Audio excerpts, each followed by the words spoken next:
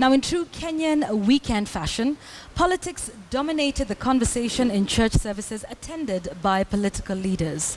This Sunday, the issue surrounding the National Youth Service and Cabinet Secretary Anne Waiguru took center stage. And as KTN's Anne Waiguru reports, the newly emerging scandal has reignited a passionate debate over the war on corruption.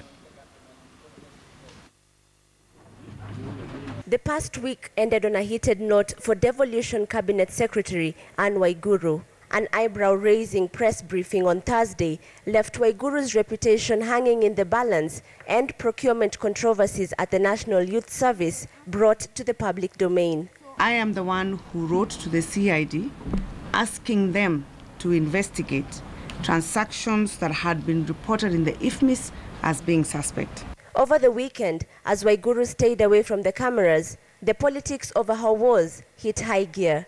Those on the opposition adding even more questions to the debate.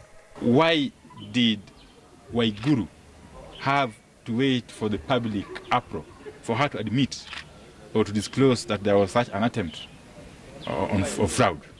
Those from government went on defense mode. If there are any real or perceived corruption issues in government, there are independent institutions that will deal with these matters. The discussion even changed into blame game. Sisi tutakuwa na shida mingi sana kwa kazi kwa vijana, kwa sababu kazi ilikuwa inaenda kwa vijana na pesa ilikuwa inaenda kwa wazee. Lakini program ambayo Uhuru Kenyatta amekuja naye ya Youth Empowerment Program, hii ni ukweli thibitisho kabisa kwamba pesa inaenda kwa vijana wetu. But even though the politics appear to be drowning out the facts of the issue, the next week will be critical in how government handles this emerging scandal. The government's online procurement system, IFMIS, which Waiguru claims was hacked in this NYS saga, was one of the president's pet projects. When the president launched the IFMIS program in August last year, he reassured Kenyans that the system would help in cracking down the whip on civil service corruption. Buying big biros, as William is saying, for 300 shillings, when you can go down to the shop there and buy it for 10 shillings, and claiming that it's part of the tendering process.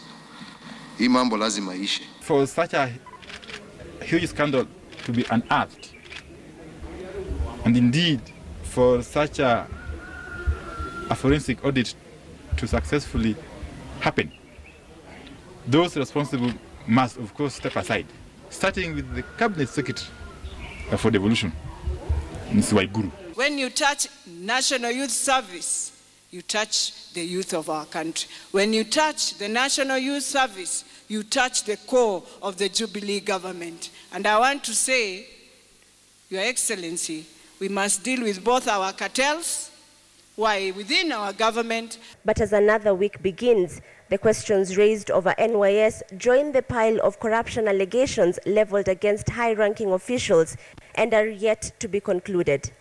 Anne Waiguru, KTN.